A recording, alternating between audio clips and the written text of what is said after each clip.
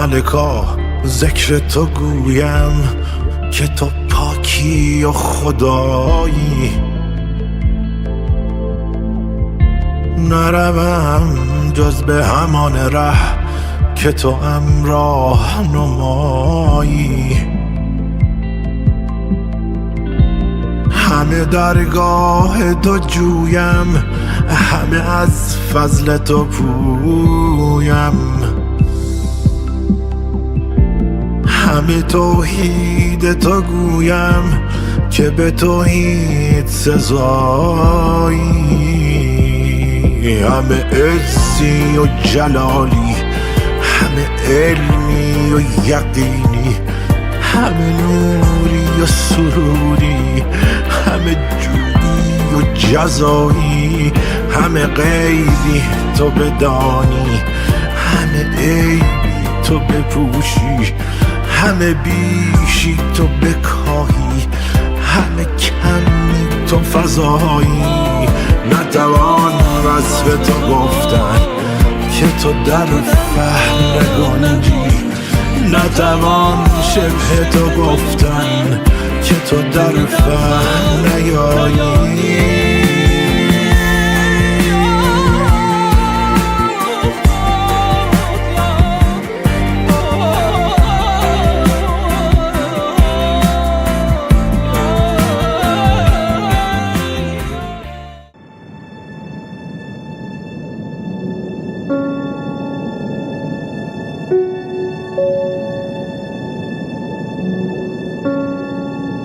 تجربه نزدیک به مرگ، حالتی که فرد به یک بار از کالبد برون می شود و پس از مشاهده فرازی از بیکرانه های عالم غیب به مهبط تن باز می گردد، چون جرقی جسته از خاکستری نیم سوز، چون آونگی که رفته و آمده از نیم شب تا نیم روز. برای شنیدن این تجارب فانوس برداشته بر خاکستر زمین گشتم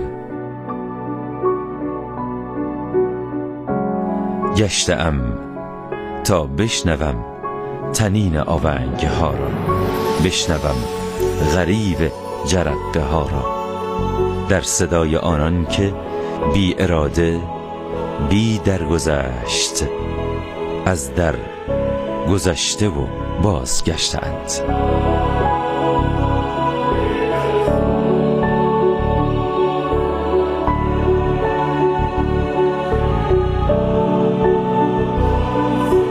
زندگی من در واقع دو بخش داره، یک بخش قبل از این ماجرا و بخش دومش بخش بعد از این در واقع اتفاقی که برای من افتاد.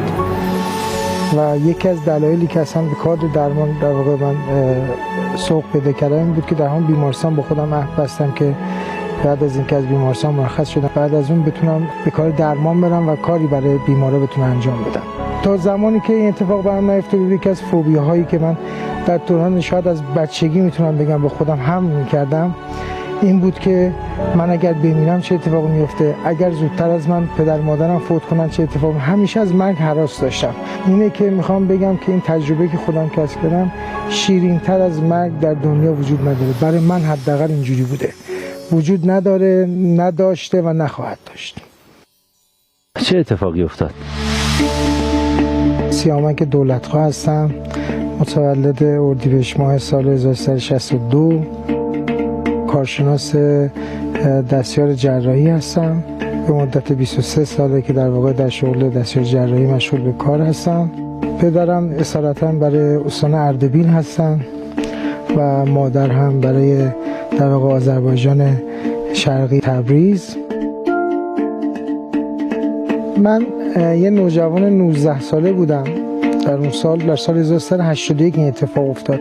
خب ما عضو مسجد بودیم و میرفتیم و تو هیئت‌ها شرکت میکردیم، تو مراسم‌های مسجد شرکت میکردیم، تا اینکه یه روزی خب اون زمان اینجوری بود که برای تشویق نوجوانا اردوهایی برگزار میکردن. اومدن اردو گذاشتن و گفتن که یه اردوی گذاشتیم براتون، اردوی آب گرم رینه در واقع. اولوش فکر میکنم نزدیک 30 نفر گروه بسته شده بود که بریم برای این اردو، که صبح زود ما حرکت کردیم از تهران به سمت آب گرم رینه. و هلوش ساعت فکر میکنم 8:30 صبح بود رسیدیم ابتدای گردنه جاده رینه. خب یه جاده فرعی داره به سمت خود آب گرم رینه و وقتی که اومدیم گردنه رو بریم بالا یهو هوا تاریک شد و یه ابر مثل ابر بارونی اومد روی آسمون و اینکه بارون خیلی شدیدی شروع کرد باریدن و یه بارون خیلی زیاده، این بارونای سیلابی که در واقع اصلا نمیشه درش حرکت کرد و اینا که حتی تمام ماشینا. شما هنوز توی خودرو بودین یا پیاده بودین؟ نه خودرو بودیم و به سمت گردنه داشتیم میرفتیم که دوستان یک دوتاشون گفتن که بیستیم، یعنی گفتن که وایسیم و گفتم که دوستان دیگه گفتن که نه آروم آروم داریم میریم بالا، گردنه میریم بالا چیزی نیست، کلا 10-15 کیلومتره شاید هم کمتر، آروم آروم میریم. هم که زدن کنار، ما داریم میریم دیگه جاده رو بالا و همینطور هم بود. همه من دیدم که مثلا تو مسیر که میرفتیم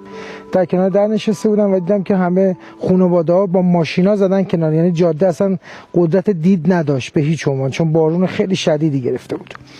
تا اینکه اومدیم بریم به سمت بالا یه مقداری از جاده رو که رفته بودیم فکر می‌کنم مثلا اونجوری که بعد دوستان پرسیدم گفتن 5-6 کیلومتر مونده بود که بری آب گرم رینه برسیم. یه ماشین محلی از بالا، خب چون برای اینکه اونا محل خودشونه اون جاده رو میشناسن همیشه در رفت آمدن و اینا، دیدم که با فقط من این صحنه رو دیدم، یه ماشین پیکانه با یه سرعت بسیار بالا از بالا به سمت پایین اومد به سمت ما و در واقع در اصطلاح عامیانه شاخ به شاخ ماشین ما زد. بالا یعنی چه شیب بود؟ گردنه بود، گردنه به سمت بالا بود، ما به سمت بالا حرکت میکردیم. شما توی شیب بودین، اون توی نشیب بود به سمت بله، شما؟ بله به سمت پایین. و ما بعد از این تصادف ماشین خب در واقع منحرف شد از جاده و دره خیلی در واقع با ارتفاع خیلی زیادی بود بغل اون و گاردم نداشت. یه جاده محلیه در واقع اونجا، دوستانی که رفتن هنوزم همون جوریه. ارتفاع زیاد یعنی چقدر مثلا؟ خیلی، شما فکر کنین 15 کیلومتر مثلا همینجور گردنه رو می‌بینید به سمت یه قله کوهی، یعنی که تمام اون جاده هراز امامزاده هاشمی که اونجا بوده همه اونا زیر پاتون دیده میشه. در واقع یه جاده باریک بسیار باریک که وقتی که 2 تا ماشین از کنار هم میخوان رد شن با احتیاط باید در کنار هم رد شن. جاده باریک و حالا با اون توجه اون لغزنده بودن که اون بارونی هم که بارید اونجا در واقع، و من از ماشین به بیرون پرت شدم. از کجا؟ پنجره؟ خیر، از در ماشین پرت شدم به سمت بیرون. پشت سر راننده بودین یا شاگرد؟ نه، پشت سر شاگرد بودم. راننده ماشین از ناحیه کمر یه مقدار آسیب دید به خاطر در واقع اون ضربه که به کمرش خورده بود، ولی دیگه همه مشکلی نداشتن، یعنی ماشین واژگون نشد، ولی بر اساس ضربه و چرخیدن اون در واقع ماشین من به بیرون پرت شدم و این اتفاق افتاد و یه لحظه همه جا تیر و تار شد. دیگه من هیچی ندیدم، هیچ اتفاقی نه یادمه ندیدم. که دردی حس کردین؟ درد هم در لحظه اول بله حس کردم. چی بود؟ توی قفسه سینم و در واقع ناحیه شکمم درد بسیار شدیدی حس کردم اون لحظه. یه لحظه این برق، این شوکی که به انسان وارد میشه. در اون لحظه دوستان زنگ زدن که آمبولانس بیاد برای انتقال من به حالا یا درمانگاه یا بیمارستان. یادمه خب همه تو هول و بلا افتادن، همه یعنی جوری ترسیده بودن، نمیدونستن چه اتفاقی میفته و اون لحظه خب مسئول این در واقع این گروه آقای سید حسن آقای صفوی بود. ایشون خیلی نگرانتر از بقیه بودن. اولین نفر ایشون اومدن بالا سر من و من یادمه که سر منو گذاشتن رو پاشونو و میگفت که چیزی نیست نگران نباش. من یه لحظه فقط خرخر کردنم و متوجه شدم که یعنی احساس کردم نفسم داره تنگ میشه که حتی با دست اشاره کردم، دیگه حرفم نتونستم بزنم، داشتم اشاره به گلوم میکردم که دارم خفه میشم. دیگه از اونجا به بعد دوباره همه چی برای من در واقع تیره و تار شد. این کجا بود که ایشون سرشون روزانه گذاشته بودن؟ تو جاده بود؟ پایین بود؟ بله توی جاده بود و لحظه که این فقط اون خرخره رو دیدم که یعنی یه لحظه چشم اینجوری به چش سید خورد و نتونستم حرف بزنم، فقط با دست اشاره کردم که نفسم داره بند میاد، که حالا بعدها فهمیدیم که بر اثر اون ضربه ترومایی که وارد شده بود خونریزی وسیع شکمی داخلی شده بود که اون خون در واقع باعث خفگی من شده بود و در واقع یه لحظه دوباره بعد از اون کلا اینا چند ثانیه بیشتر طول نکشید از نگاه من، از تو ذهن من، حالا شاید بیشتر بوده، من انقدرش یادمه، تا اینکه یه لحظه خودم تو آمبولانس دیدم.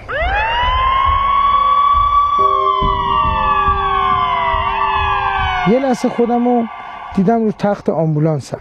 اول برام یه جوری ساده و در واقع خیلی مسخره اومد که من دارم خودم رو میبینم تو تخت، آیا این خود منم که روی تخت آمبولانس دراز کشیدم و آمبولانس داره حرکت میکنه، در صورتی که جسمم میدیدم تو آمبولانس بالا پایین میپرید ولی خودم داشتم از بالا یه جورایی اینجوری از بالا در واقع روی تخت آمبولانس میدم.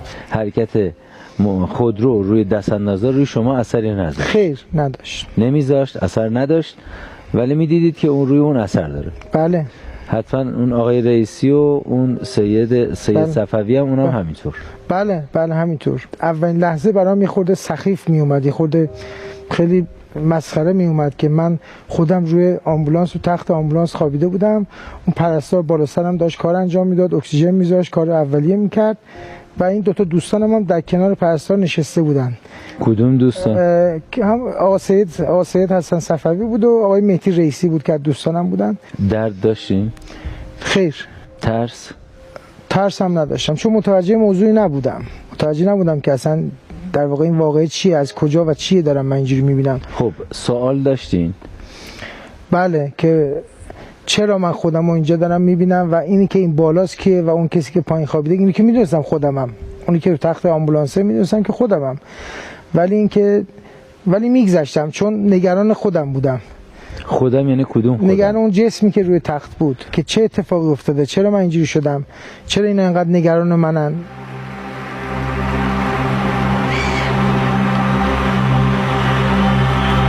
دوباره هیچی رو ندیدم تا یه درمانگاه مانندی رو دیدم که بعدم دوستان گفتن که مثل که اون درمانگاه توی رینه بود، یعنی اولین نزدیکترین جا به فکر می‌کنم 5-6 کیلومتر مونده بود به روستای رینه، من رسونده بودن اونجا. دوباره اینو از سقف درمانگاه اینجوری من بالا دیدم که من با برانکارد آورده بودن رو کف درمانگاه، من رو زمین گذاشته بودن و یه آقای دکتری رسید بالا سر من و یه جوون فکر می‌کنم 28-9 ساله 30 ساله بود، یه پزشک جوان بود اون لحظه، اون موقع که یادمه، و اومدم بالا سر من و بعد از اینکه دیدم دستشون رو گذاشتن رو شکم من همه رو دارم اینجا میبینم، یعنی جسممو خودم توش نیستم ولی جسم، یعنی هیچ حسی ازش نه، حتی دستم که رو شکم میذارم من حسی بهش نداشتم. که گفتن که اون پرستارا با فریاد داد میزدن به پزشک دکتر بیا تصادف شده. بعد دوباره همه اینا رو من دارم از بالا خودمو میبینم که جسم من روی برانکارد روی زمینه و دکتر اومد بالا سر من و یه لحظه اینجوری معاینه کرد، هی صدام کرد، هیچ صدایی از من نیومد. ایشون صدا میکرد پزشک، یعنی روی جسم من ایستاده بود داشت معاینه میکرد، حتی شکممو داشت فشار میداد که گفت دچار خونریزی داخلی شده و هی صدا میکرد جسمو که میگفت سیامک، تو صورتم میزد، من جواب میدادم از بالا ولی ایشون نمیشنید و اینم برای من. سیامک پایینی رو صدا میزد، سیامک بالایی جواب میداد؟ بله من جواب میدادم، میگفتم بله میشنوم، چرا میزنید تو صورت من دارم صداتون رو میشنوم، ولی اونا متوجه صدای من نمیشدن. نمیگفتید نزن تو صورتش؟ نه. ناراحت نمیشدید از اینکه میزنه؟ نه نمیشدم و گفتن که محکم میزد یا آروم میزد؟ نه آروم، فقط در حد اینکه بخواد هوشیاریم ببینه که آیا بیدارم، آیا صدا میشنوم. و دوباره گفتن که اصلا به هیچ عنوان یک لحظه هم اینجا نگران ندارین، سریع ببرین بیمارستان، اولین بیمارستانی که در واقع تو مسیر هست.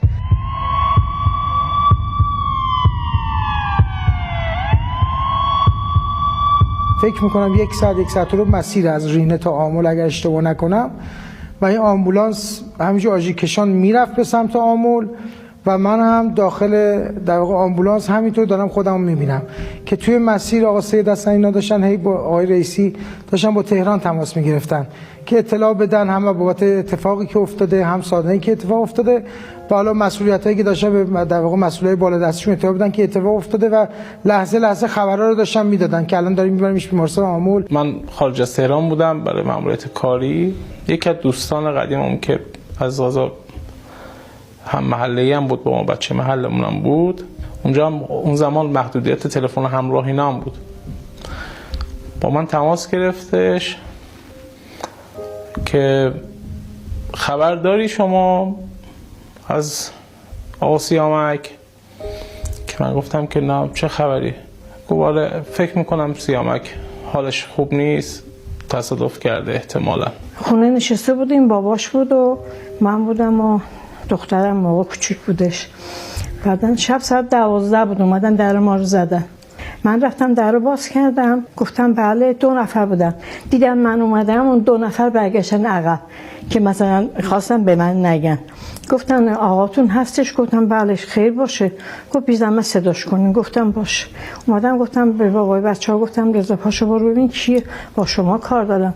اومد دم در، بعدن باشون صحبت کردم، نگو بس اومدن خبر تصادف اینو بگن. باباش اومد گفت هیچی، اومدم با سیامک کار داشتم، من چیز کردم. اومد خونه، گفتم رضا دروغ نگو چی شده؟ گفت مثل این که میگن سیامک تصادف کرده. سیامک تصادف کرده. بعدم دیگه تا صبح ما نشستیم، به هیچکی هم گفتیم الان بریم به کی بگیم. خبر آوردن که سیامک تصادف کرده. خیلی مصیبت کشیدیم، خیلی مصیبت کشیدیم. اون شب خدا میدونه چجور گذشت که با خیلی سختی و اینها تونستم مرخصی بگیرم و صبح با اولین پرواز برگشتم بود. رسیدم بیمارستان دیگه، اونجا هیچی ندیدم تا لحظه‌ای که خودمو دقیقاً همین صورتی که حالا این دوستمون اینجا دراز کشیدن رو تخت اتاق عمل دیدم. یه لحظه دیدم جسمم روی تخت اتاق عمله. من از بالای سمت راست، از اینجا فکر کنم از کنج دیوار داشتم خودمو میدیدم توی همین لحظه در واقع. که اول تعجب کردم که خب من وقتی که اینجا دراز کشیدم چرا دارم از بالا خودمو میبینم.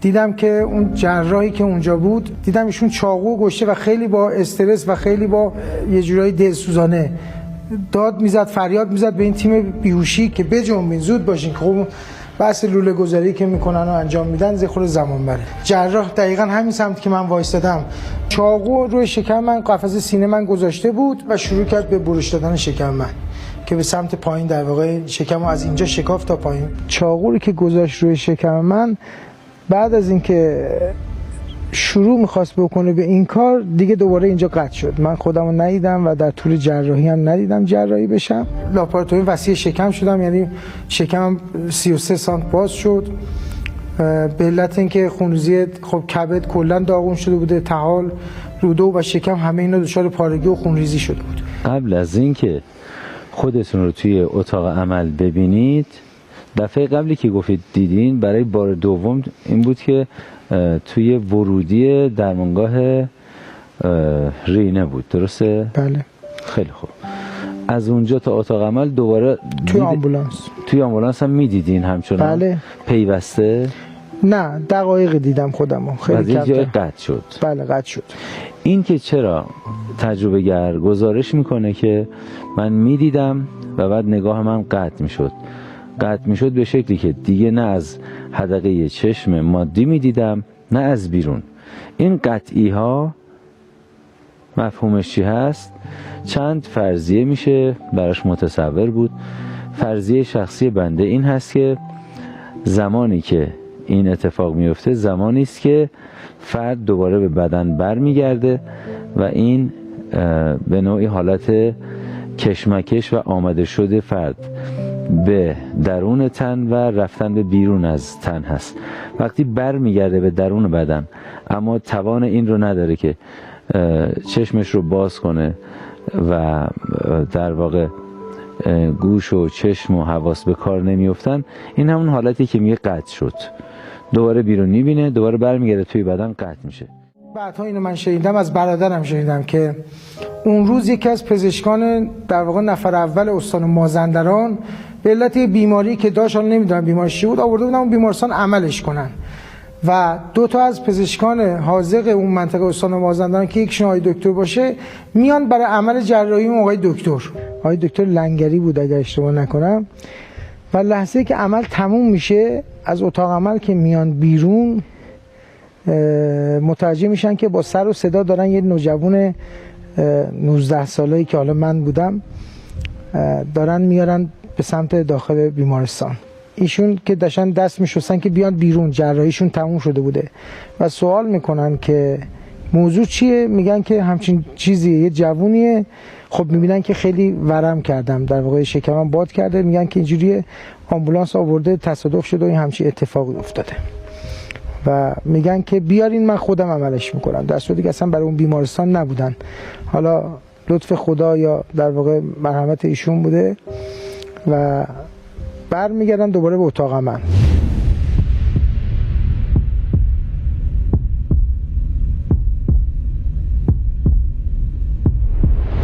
ایشون جراحی انجام میدن و بعدش هم که جراحی تموم میشه خانواده‌شون میپرسن که چی شد نتیجه عمل، میگن که من عملش کردم ولی بقیه‌شو باید دعا کنید چون چیزی تو شکمش سالم نبود.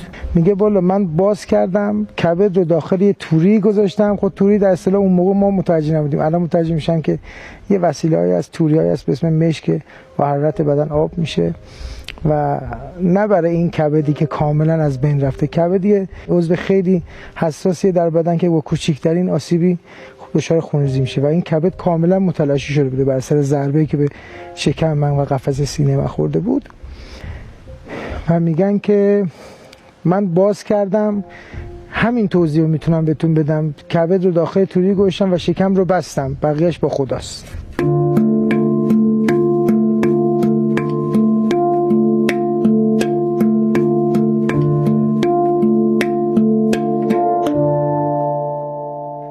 بعد از اون ماجرای اتاق عمل خودم رو در انتهای یه راهروی تاریکی دیدم که بعدم که رفتم به سمت بالا متوجه شدم که طبقه زیرزمین هستش و یه اتاق تاریکی بود در سمت چپ راهرو. یه اتاق نسبتا بزرگی هم بود، شاید میتونم بگم 40 متر اتاق بود. یه اتاق بزرگی بود و چند تا تخت روش بود که و چند تا جسمم روش بود و نمیتونم بگم کاور بود ولی روشون پوشیده بود در واقع، که الان که مقدار بیشتر فکر میکنم شاید اونا جسد بود در واقع، یا اتاق سردخونه بود یا نگهداری جسد بود. از همونجا شروع کردم به حرکت و دیدم که دیگه وزنی ندارم و با اینکه خب من از بچگی کلا آناتومیم یه شکلی بود که هم وزن سنگین داشتم هم توپل بودم، همین شرایطی ذهن در واقع داشتم. دیدم که هیچ وزنی ندارم و در کسر از ثانیه هر جایی که اراده میکنم میتونم ببینم. از اون وزن رها شدیم؟ بله، بی وزنی کامل، حتی گرمی هم وزن نداشته. تا اینکه اومدم یه مقدار جلوتر، یه نوری تو راه رو دیدم. این جلوتر اومدن رو اینجوری عرض کنم خدمتتون که وقتی که میگم در کسی از ثانیه، واقعا در کسی از ثانیه، شاید ثانیه رو به 100 قسمت کنی، 1/100 ثانیه از انتهای راه رو اومدم ابتدای راه رو. یعنی شما طی نمی کردید، جا به جا می شد؟ بله، جا به جا می شد. بله. و دیدم یه اتاقی که یه حالت شیشه مثل اتاقی که پاسخگویی مثلا به بیماران، ولی کسی داخلش نبود. اصلا تو اون راه رو کسی نبود.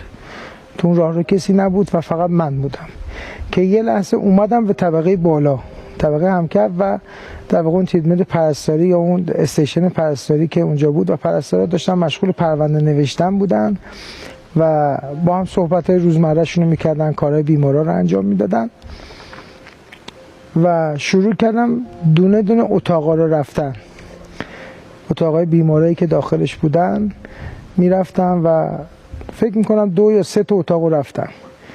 یعنی در لحظه از استیشن پرستاری میرفتم به اتاق روبرو، از اتاق روبرو میرفتم به اتاق روبرو که اون یه راهروی بود که چند تا اتاق روبرو هم داشت و استیشن پرستاری هم در واقع وسط این اتاق قرار داشت. باز هم بین اتاق‌ها طی نمی‌شد و جابجا می‌شدین؟ فقط جابجایی بود. این خواسته بود یا ناخواسته؟ ناخواسته بود. و نمیدونستید چرا جابجا می‌شد؟ خیر، فقط میرفتم و میدیدم و اینکه باز هم هنوز درکی از این موضوع نداشتم که چرا این اتفاق برای من افتاده. یادتون بود که داشتم میرفتم اردو؟ اصلا جاده رو مسیر رو یادتون بود؟ کلا دیگه اونجا همه اونا پاک شد، فراموش شده بود. اصلا به یه دنیای جدیدی اومده بودم و کاملا مشغول این دنیای جدید هستید دقیقا. و ابهام دارید، نمیدونید چیه داستان. دقیقا. خب ولی نگرانم نبودم، در عین حال که دنیا جدیدیه نگران نبودم که چرا من اینجوری شدم. شما به عنوان یک جوان 19 ساله اگر در جسم می بودید و چشم باز می کردید، خودتون رو در اون انتهای راهروی تاریکی می دیدید که یه در بازه و اونجا یه تعداد جسد روی تخت هست. اگر در بدن بودید در چون شرایطی چشم باز می کردید در اون 19 سالگی می ترسیدید؟ بسیار زیاد. بسیار زیاد. حتی الانم شاید ناخواسته همچین اتفاقی بیفته جایی باشم، شاید آدم احساس ترس بکنه که اینجا کجاست، من اینجا چیکار میکنم. بسیار خوب. اون موقع که این اتفاق براتون افتاد چطور ترسیدین؟ به هیچ عنوان. تا اینکه دوباره اینجا یه لحظه یه توقف ایجاد شد، خودمو توی بخش ICU بیمارستان دیدم.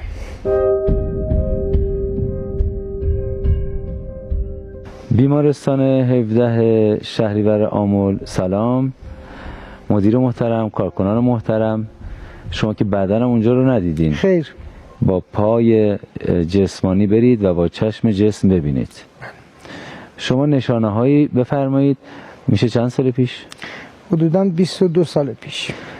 22 سال پیش. امیدوارم که از کارکنان بیمارستان 17 شهریور آمل کسانی باشند که با ما تماس بگیرن و اونچه که ایشون میفرمایند رو تایید کنن یا نظرشون رو ابراز کنن که چطور هست چیزی که ایشون میگن چقدر نزدیک به درستی هستش. بفرمایید.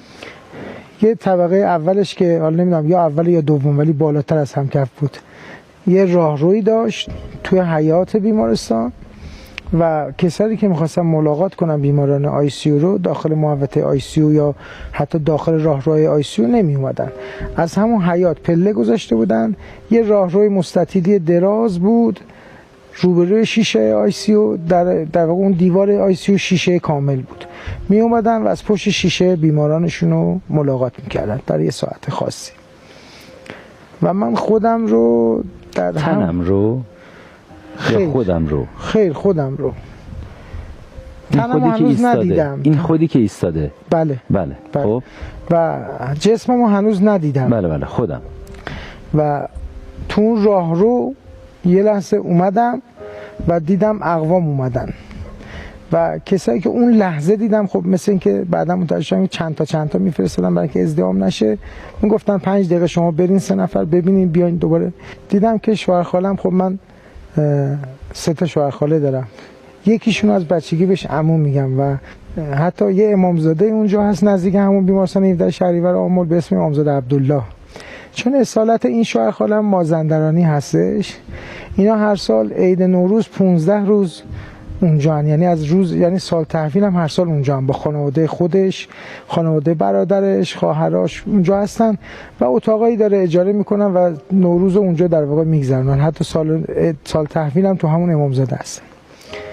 چند وقت قبلش فکر کنم 1 ماه قبلش بود، ما هم رفتیم اونجا، یعنی ما با خانواده رفته بودیم امامزاده و بعد دیدم که هی رو دستش میزنه و اینجوری میزنه رو دستشو داره به سمت داخل نگاه میکنه. من از داخل ICU داشتم راهرو رو میدیدم که در لحظه اومدم از شیشه اومدم و تو راهرو و نزدیکش شدم و گفتم که عمو اینجا چی کار میکنی؟ دیدم که برگشت به سمت من، به سمت این و داشت یه چیزایی زمزمه میکرد. یه لحظه من برگشتم و جسم خودم رو تخت ICU دیدم. اول خودم رو نشناختم، جسممو در واقع نشناختم. چرا بار اول و دوم شناختین الان نه؟ به خاطر اینکه بسیار حجیم شده بودم و متورم، یعنی هم پاهام هم شکمم هم همه جای بدنم. تازه اونجا متوجه شدم چه اتفاقی افتاده و وقتی که برگشتم به سمت عموم دیدم داره زیر لب، حالا نمیشه گفت، یه جوری تو ذهنش در واقع داشت میگفت که ای بابا، ناراحت بود، داشت گریه میکرد، میگفت که تو همین هفته پیش اینجا امامزاده عبدالله پیش ما بودی. من اصلا باور نمیکنم که ایشون شنیده باشه، برام عجیبه بعد از این همه سال، ولی من ازش عذرخواهی میکنم به خاطر اینکه من شکایت کردم ازش.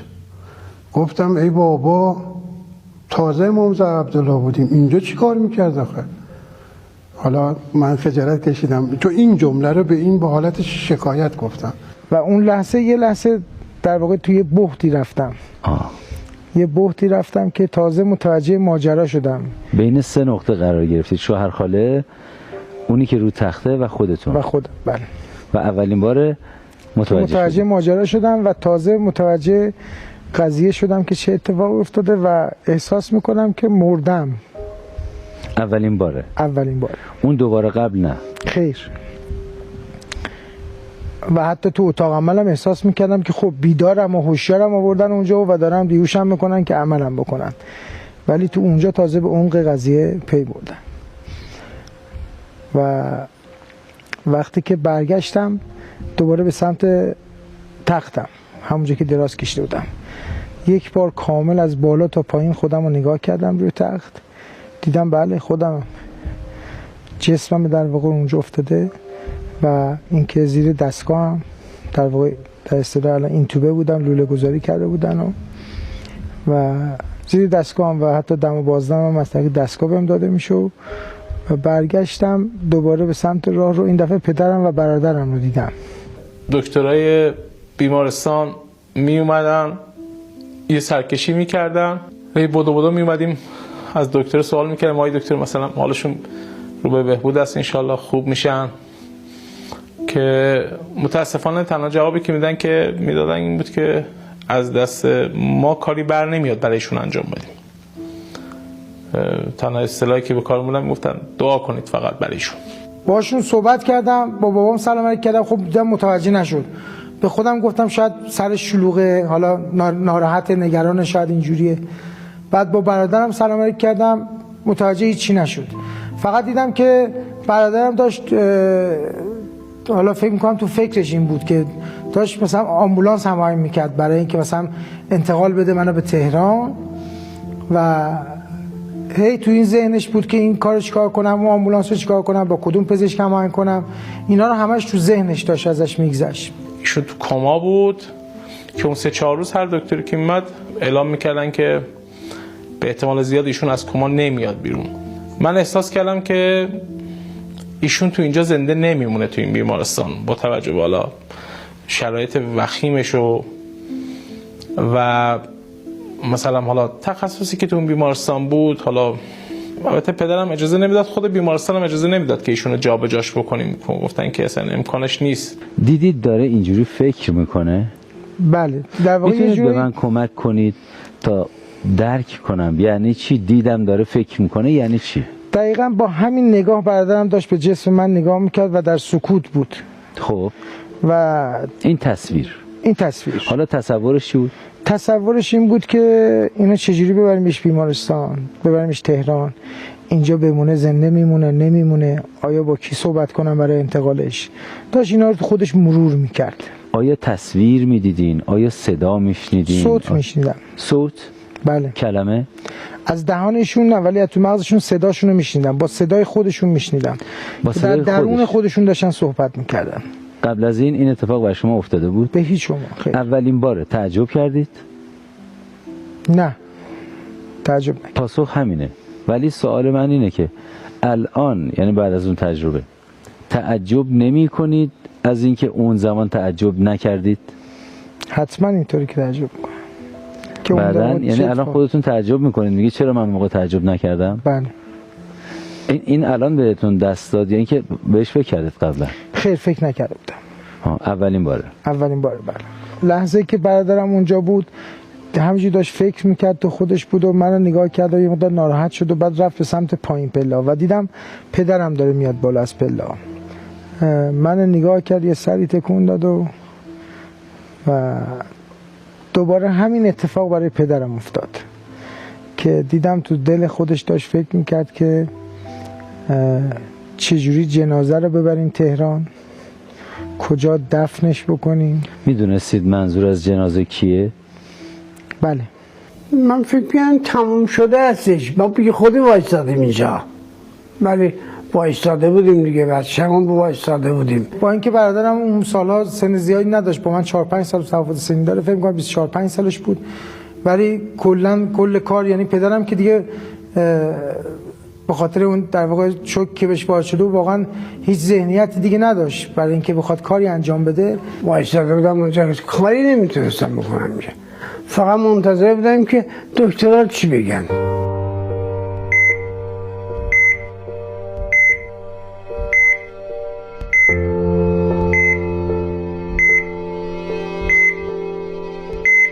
یکی از تلخ‌ترین صحنه‌های عمرم اونجا من دیدم، قبل از اینکه یعنی بتونم سیامک رو ببینم.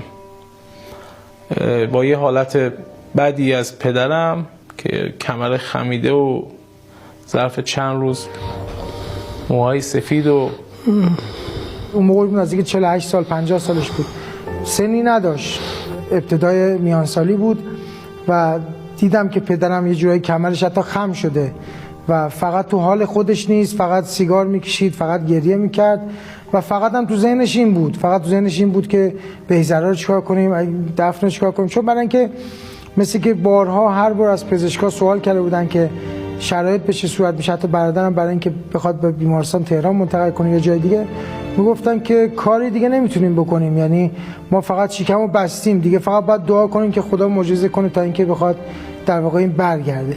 با این جمله که کاری دستمون بر نمیاد، انگار که نشسته بودیم و فقط منتظر بودیم که دور از جون اعلام کنن که ایشون مثلا مرگ مغزی شده یا تموم کرده و دستگاه رو باز کنیم ازش. بعد 12 روز ما اونجا بودیم، سیامک درست دیده بود، ما نمیدونستیم که سیامک دیده.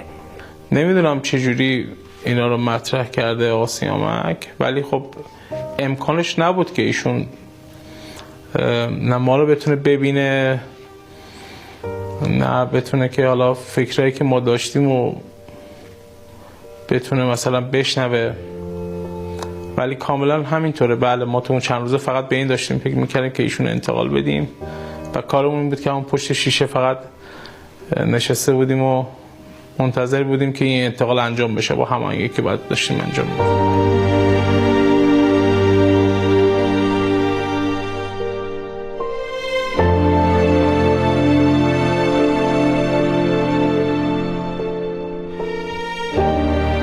و همه این ماجرا میگذره تا اینکه تو تخت آیسیو دوباره خودم رو دیدم و برگشتم بعد از اینکه اون پدرم داشت تو خودش ذهنش این فکرها رو میکرد و دیدم که مادرم داره توی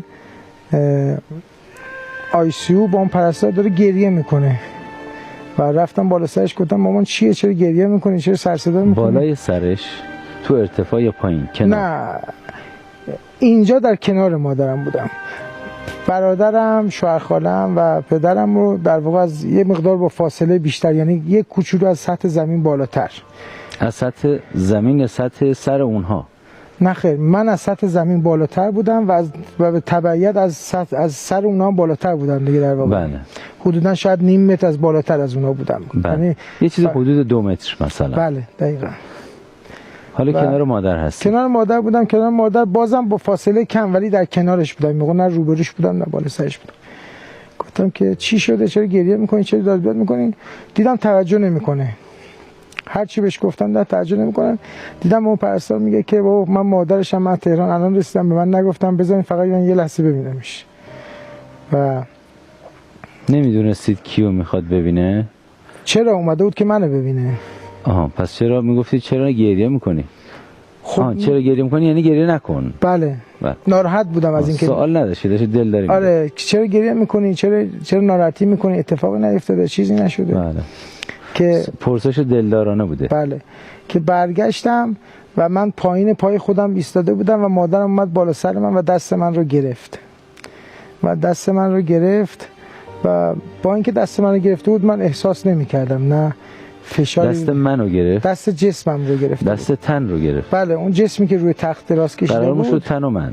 بله. و گفتن که به هیچ عنوان اصلا نمیتونید اینجا بمونید، چون وضعیت من خوب نبود، نمیخواستن ناراحت بشه و گفتن به اصرار و گریه‌های ایشون گفتن فقط یه لحظه، فقط که برگشت، یعنی فاصلش در واقع از اونجایی که ایستگاه آیسیو بود برگشتن به سمت من، هیچ 2 قدم نبود، اولین تخت در واقع من بودم. ممنونم که ایستگاه بود. و برگشتن و دست من رو گرفتن، دست چپ من رو. دست تن رو؟ بله دست جسمی که روی تخت راست کشیده بود گرفتن و فشار دادن. میخوام من تاکید میکنم دست من دست تن علتش اینه که ما در فصل 3 تجربه گری داشتیم که برادر خانم ایشون که سندروم دان دچار هستن، ایشون دست تجربه گر رو که بیرون از بدن، از بیمارستان بیرون از بدن بودن آمدن، این فردی که سندروم دان دارن او رو میبینن و دست او رو میگیرن و هر دو دست در دست هم چند محله رو طی میکنن و فرد تجربه گر در واقع برادر خانمی که سندروم دان داشته و گم شده بود رو برمیگردونه به خونه تا محله خودشون همراهی میکنه. پس اینکه دست من رو بگیرن نه دست تن رو هم شدنیه. به همین علت هست که عرض کردم که دقیقا بفرمایید وقتی میگن دست من رو میفرمایید دست من رو گرفت، من منتظرم ببینم منظورتون تنه یا من. پس بفرمایید تن یا من تا بنده بدونم. نه در واقع اون تن و اون جسمی که از من روی تخت بودش و ورم کرده بود و اومد بالا سر من و اینجوری دست اون جسمی که روی تخت بود و فشار داد، دست چپ منو، دست چپ جسمی که اونجا دراز کشیده بود و منم از پایین پای خودم داشتم نگاه میکردم و در تعجب بودم که چرا اینقدر ناراحته جسم من که اینجاست، من خودم هم که اینجا هم دارم میبینم و ایشون چرا ناراحته، چرا داره گریه میکنه. رفتم داخل بالا سر سیامک، دو سه دقیقه قشنگ یادمه وایسادم دیدمش. بعدن گفتم بریم. سیامک در حالی نبودش که چشماشو باز کنه منو ببینه، اصلا حالش خوب نبود، منو نمیتونست ببینه که چشاش بسته بودش، زیر دستگاه بود. در لحظه که مادرم اون جسم من رو دستش رو گرفت، یه لحظه با یه سرعت بسیار زیادی، یعنی انگار که یه نفر رو به یه جایی بسته باشن، به این کشایی که حالا در واقع تو این پارک ها الان تعبیه شده بامی جامی میگن، در واقع شاید سرعتش 100 میلیون برابر بیشتر از اون. یه لحظه از اون محیط کاملا خارج شدم و خودم رو در یه خلأ کاملا معلق دیدم.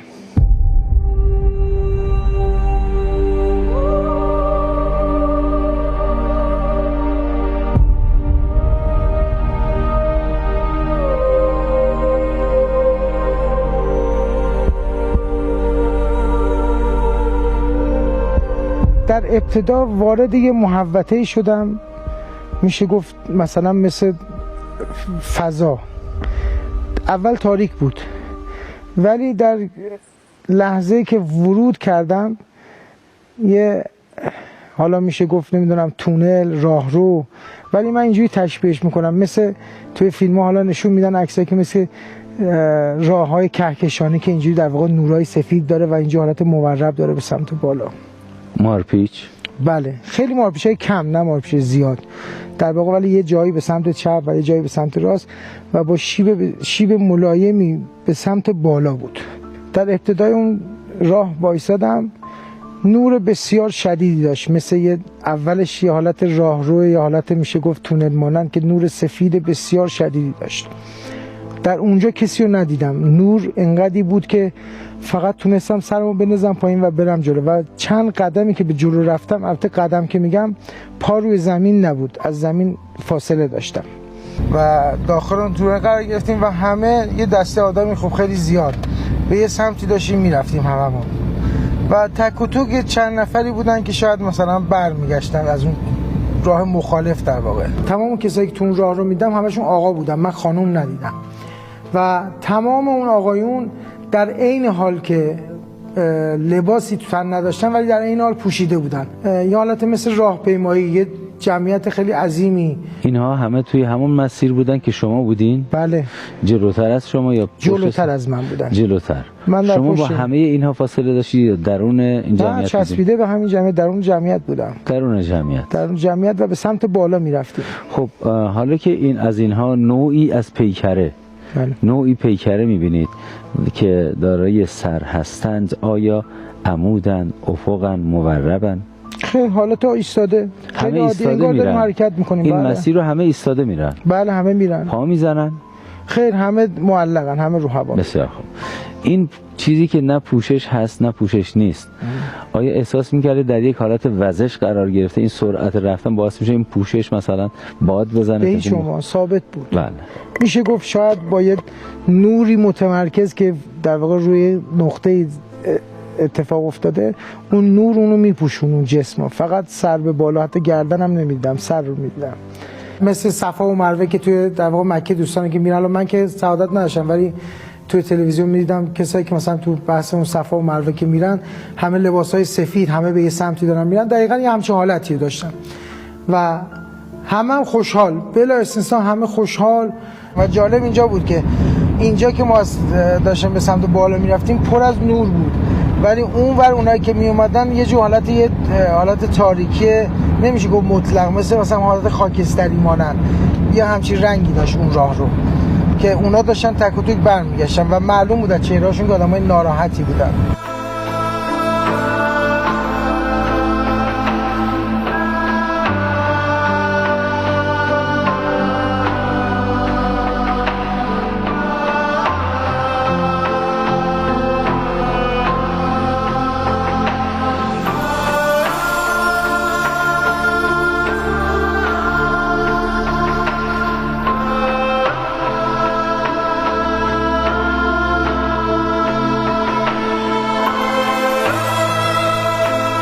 دور و نزدیکی شما به این افراد حالا که در اون جمعیت هستید چطوره؟ آیا نفر کناری سمت راست سمت چپ صورتشون از فاصله کم میبینید؟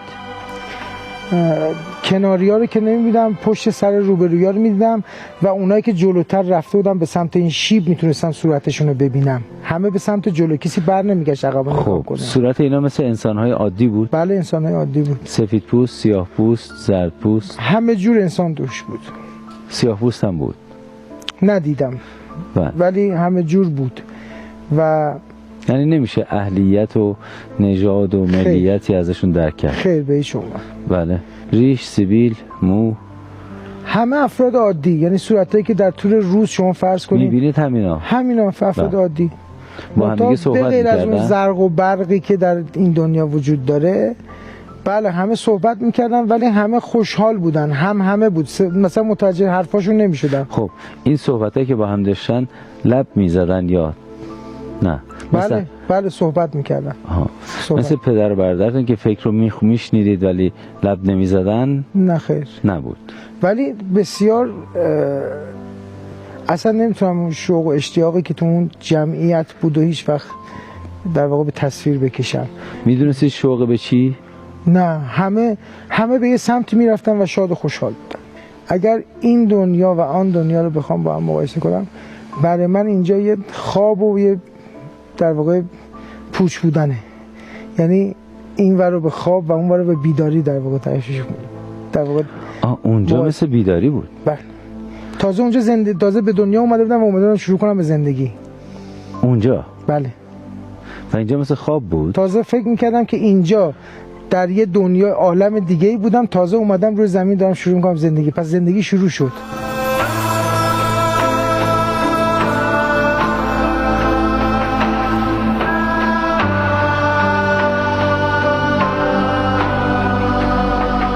گفتم تا الان من چرا اینجا نبودم و خوشحال بودم. گفتم که خب پس اون اتفاق خوبه افتاده، اینجا اونجا خوب است. پس یه لحظه انقدر خوشحال بودم که حتی خدا رو شکر کردم. گفتم خدای شکرت اومدم اینجا بالاخره. نمیدونم کجاست. بالاخره. بله نمیدونم کجاست. یعنی احساس میکردید که مدت‌ها منتظر اینجا بودید و از این انتظار خودتون خبر نداشتید؟ نداشتم. بالاخره. بله. عجیب نیست؟ چرا اینجا الان فکر میکنم عجیبه، ولی اینکه و وقتی که در اونجا قرار گرفتم این در واقع این ذهنیت برام ایجاد شد که پس من تا الان در واقع یه مرده‌ای بودم در یه قبری، الان تازه زنده شدم و شروع کردم به زندگی جدید. یعنی اینکه اینجا خواب است و بیداری رسیدن بالاتر، مرده بودم زنده شدم. بله. اولش به خواب و بیداری تشبیهش کردم، ولی بخوام کاملا توضیح بدن که به جان کسایی که حالا بینندگانی که دارن میبینن بخوان اینا یه جوری یه کمی تصورش بکنن. اینه که واقعا یه زندگی جدیدی شروع شد و انقدر سبک از همه چی هستی شما که نه احساس گناه داری نه احساس چیز دیگه ای میکنی، فقط شادی مطلق، خوشحالی و بی‌وزنیه. مطلق یعنی چی؟ یعنی همیشگی؟ همیشگی.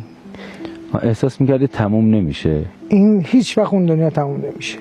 شادیش هم همینطور؟ شادیش هم همینطور، هیچ وقت تموم نمیشه. یعنی مرده بودم زنده شدم، دولت پاینده شدم. پاینده بود. خب و اینکه تو این سالها همیشه فکر میکردم که حداقل شاید خدای کاری بکنه من بتونم حداقل یک بار دیگه اون صحنه رو ببینم و هیچ وقت برام اتفاق نیفتاد که اون صحنه رو ببینم. فقط میتونم الان به زبون بیارم که خداوند در یه دنیای موازی این دنیا اتفاقایی رو رقم زده که هیچ کس ازش یعنی نه درکش میکنه تا وقتی که تو اون لحظه قرار نگیره و اونجا نباشه هیچ وقت نمیتونه لمس کنه اون قضیه رو. و شاید بعد از گذشت این سالها شاید از نظر دی خیلی شعاف باشه، شعار باشه، ولی الان هر لحظه که فکر میکنم در واقع من منقلب میشم و میخوام بگم که شاید الان گفتنش هم بد باشه، این اشکی هم که من میبینم در واقع اشک شادیه عزیزم، خوشحالی اون لحظه است و نه اینکه الان جلوی دوربین بخوام این کارو بکنم و هر لحظه در شبان روز من به این اتفاق فکر کنم و این اتفاق برام میفته و این حال برام به وجود میاد و با این حالم لذت میبرم و ثانیه شماری میکنم که اون لحظه رو دوباره بتونم لمس کنم و درک کنم.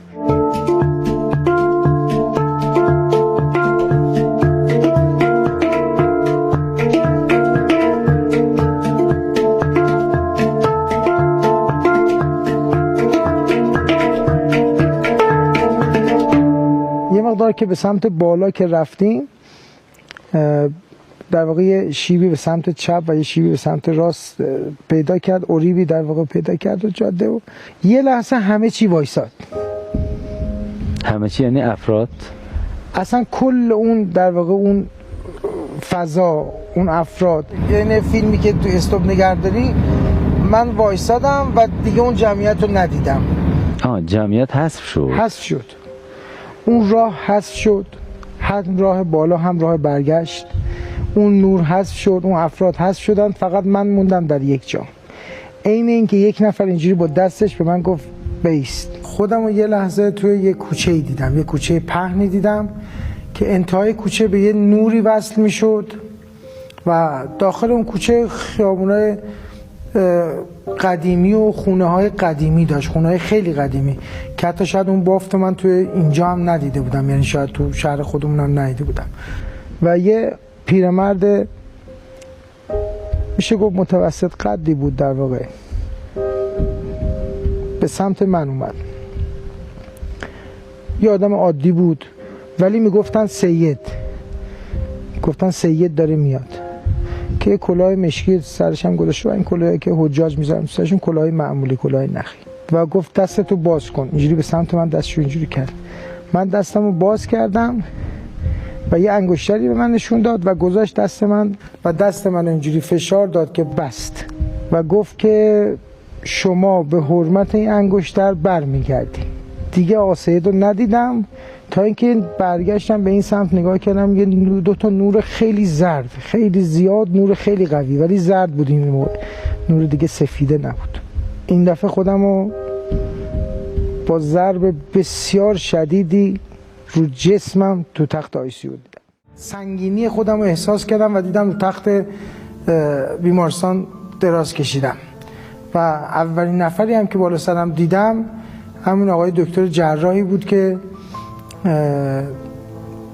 در واقع این جراحی انجام داده بود و یه دستی صورت من کشید و گفت معجزه شده تو برگشتی ها، تو اصلا به هیچ ما هیچ کدوم امید نداشتیم برگردی، با اون خونریزی که داخل بود حالا هم یه سالی درگیر این ماجرا هستی حداقل و شاید تا آخر اون. قبل از برگشتن به جسم رو دیدین؟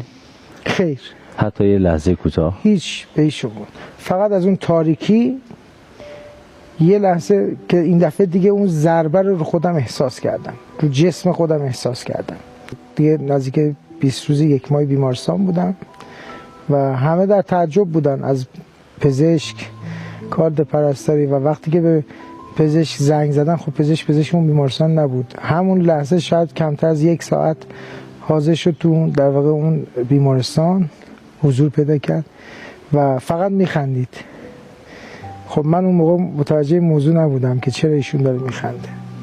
خب از علم پزشکی که خودش داشت مطمئن بود و میدونست که این جسم قابل برگشت نیست و این رفتنیه و حتی رفته بودم به سمتی که دیگه دستگاه هم معنی نداره و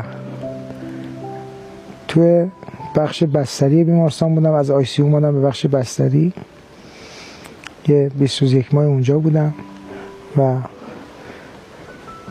باز هم هنوز خب 1 سالی درگیر این بیماری بودم در واقع و خودمو پیدا نکردم و حتی با آمبولانس منو به تهران آوردن بعد اینکه مرخص شدم و چیزی جز معجزه یا یه خواست خداوند نیست. بعد از این ماجرا خب من خودم همونجا در واقع یه جورایی تو خودم عهد کردم که برم تو کار درمان، به خاطر حالا اون کار و لطفی که حالا شاید اونا دوستان اونجا انجام دادن و رسیدگی که اتفاق افتاد. رفتم رشته اتاق عمل، در واقع دستیاری جراحی اتاق عمل و الانم اولش نزدیک 21 سال 21 ساله که کارم همینه، دستیار جراحی اتاق عمل هستم. تصمیم گرفتید که تحصیلاتتون رو در بخش درمان انجام بدید. بله. این تجربه باعث شد؟ بله. این تجربه باعث شد که ایشون شغل آیندهشون رو درمان انتخاب کنن. تجربه گری هست که موفق نشدیم ایشون رو دعوت کنیم به برنامه، چون از ایران مهاجرت کردن. ایشون بابت خدمات خوبی که به یک خانم محسن میدادن، این خانم محسن توی سکنج اتاق بیمارستان اونجا شناور بوده و مدت‌ها میدیده که این خانم چقدر خوب بهش خدمات میده. بعد از این که برمیگرده همون بالا تصمیم میگیره که اگه من برگشتم به بدن، این پرستار رو خواستگاری میکنم واسه پسرم. و برگشته بود و با اصرار فراوان، با وجود مخالفت این خانم پرستار، تمام شرطهای سنگینی که میذاره، حتی شرطها رو پشت سر میذارن و پسرش رو راضی میکنه. پسرش هم خارج زندگی میکرده. پسرش رو میگه بیا ایران، باید با این خانم ازدواج کنه. اون خانم میاد با ایشون ازدواج میکنه و الان هم خارج از کشور هستن.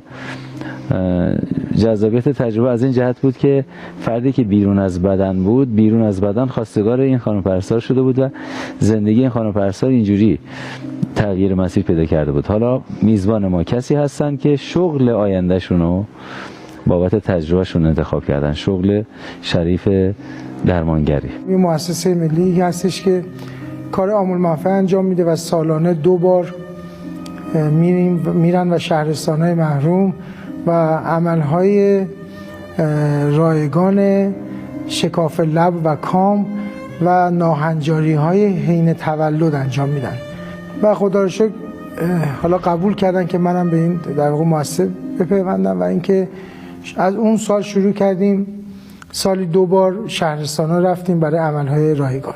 از اونجا یه کلیدی در زندگی من خورد.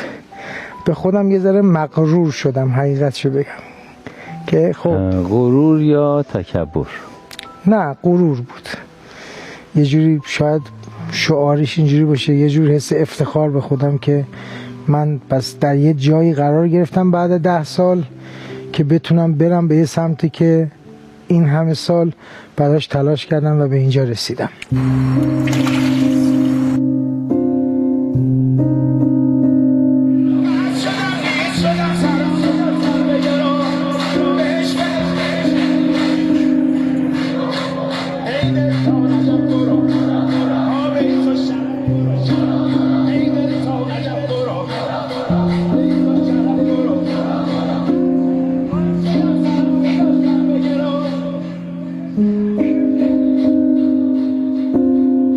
تا اینکه یه بیمارستانی بود در شهر ری تهران، از من درخواست کردن که برم و سال 98 99 بود، ایام کرونا بود.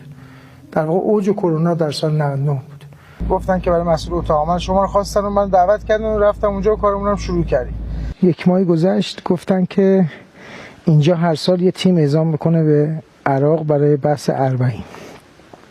اونجا یه سوپروایزر داشتیم که باشون آشنا شدیم به نام آقای سید خالد مشاد که یکی از دوستان منه و الان هم که از بهترین دوستان من، تو برادر بزرگ من ایشون. و گفتم که سید امکانش هست که منم با این تیم بیام برای اربعین. آقای دولت فکر کنم 4 ماه 5 ماه مونده بود. خب 1 سال نشده بود دیگه، نمیدونم قسمتش شد که من گفت من میخوام برم هم برای تیم پزشکی هم برای زیارت. یه تیم اولش 22 نفره بود که اعزام شدیم برای عراق برای بحث اربعین و که برای عتبه عباسیه برای کادر درمان باشیم که 4 تا آیسیو سیار داشت و یه بیمارستان مرکزی که 2 تا بیمارستان مرکزی که ما در این 6 مرکز به صورت گردشی به صورت شبانه روزی، یعنی حتی شبم شیفت بودیم تا صبح، شب مثلا تو اورژانس، یعنی خودم تا صبح شیفت اورژانس بودم، صبح میرفتم مثلا تو آیسیو یا میرفتم برای بخش جراحی و این داستان. این آقا سید ما خب خانواده‌شون خودشون اصالتا اهل کاظمینن و خانواده‌شون هم در کربلا و نجف و کاظمین اقامت دارن. و یکی از اخویای آقا سید که به سید حیدره تو یکی از خیابونایی که منتهی به حرم امام حسین از اولفضل اونجا تنزیلات فروشی داره، مثل تسبیح و مهر و کفن و جانماز و اینا میفروشن. تا اینکه سید روز آخر گفت که سیامک بیا بریم از سید حیدر خداحافظی کنیم. رفتیم به سمت مغازه سید حیدر که یکی از نزدیکترین جاها در واقع به حرم از اولفضل تو خیابون شاه عباسه. 100 متر شاید با ورودی حرم در واقع فاصله داره. رسیدیم اونجا و این چایای عراقی آوردن و خوردیم و پذیرایی و یهو بدون که من بخوام یا بدون که سید بهش بگه یا بدون که مثلا نظرم چیزی رو جلب کنه، یهو اون سید حیدر که صاحب مغازه بود، اخوی آقا سید ما بود، گفت که آقا سیامک بیا یه انگشتر بهت بدم. گفتم که سید والا اون دوستان من میدونن من تو عمرم نه انگشتر نه ساعت دستم ننداختم، کلا عادت ندارم. گفت نه بیا من یه انگشتر بهت بدم. من همجور به سید یه نگاه کردم، یه نگاه به اخویش کردم و رو درواسی کردم حقیقتا. گفتم که باش.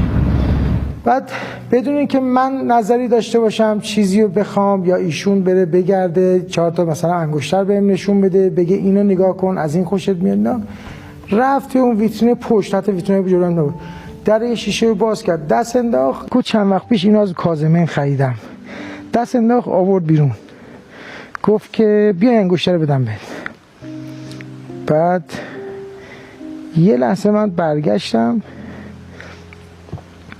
و الان که میگم بازم اون حال داره بهم دست میده، یعنی اون اتفاقی که اون لحظه برام افتاد. یه لحظه برگشتم، انگشتر نگاه کردم دست سید، انگشتر همون انگشتری بود که در اونجا به من داده شد و گفتم به حرمت انگشتر شما برمیگردی.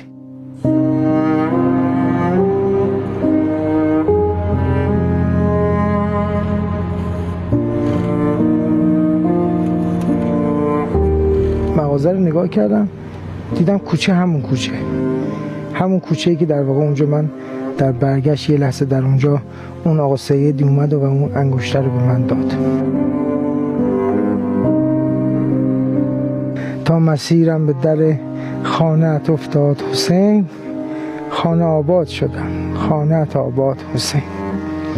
و گنبد حرم از اولفضل دیدم و حرم امام حسین و اون 2 تا نور زردی که در اونجا من دیده بودم در واقع همین 2 تا حرم بودن که با نوری که در واقع تو اون شب داشتن جلوه نمایی میکردن، من اون 2 تا نور دیدم و اون لحظه از هوش رفتم.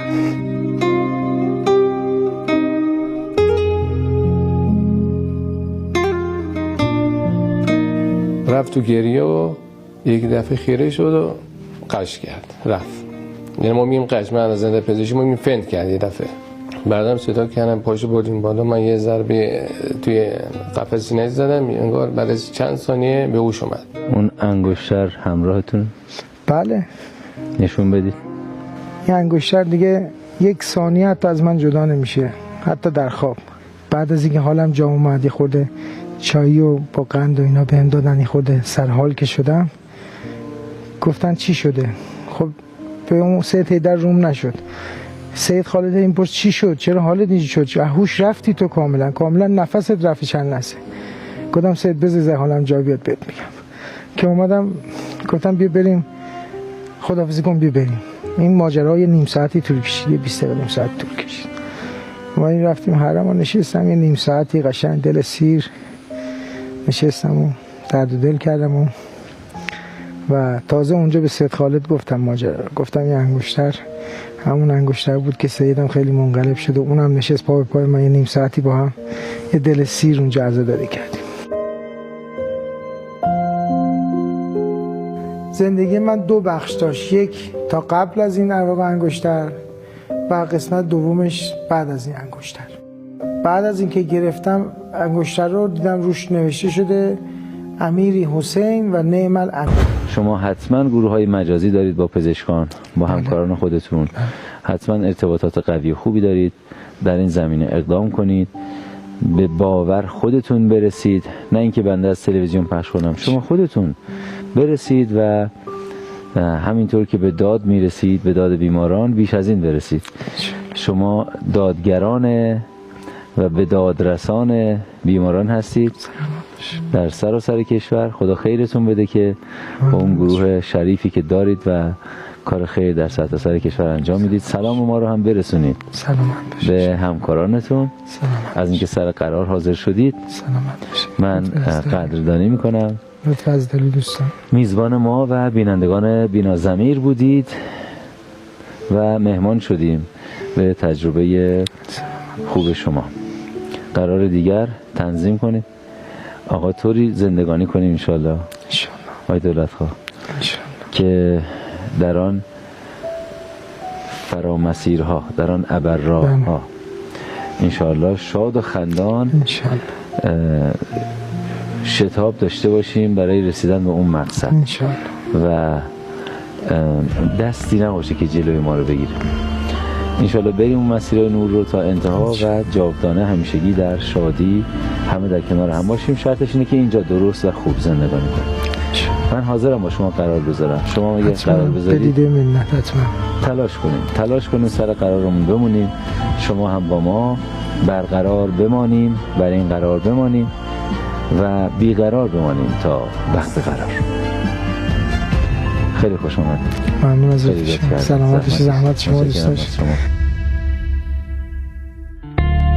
ملکا ذکر تو گویم که تو پاکی و خدایی،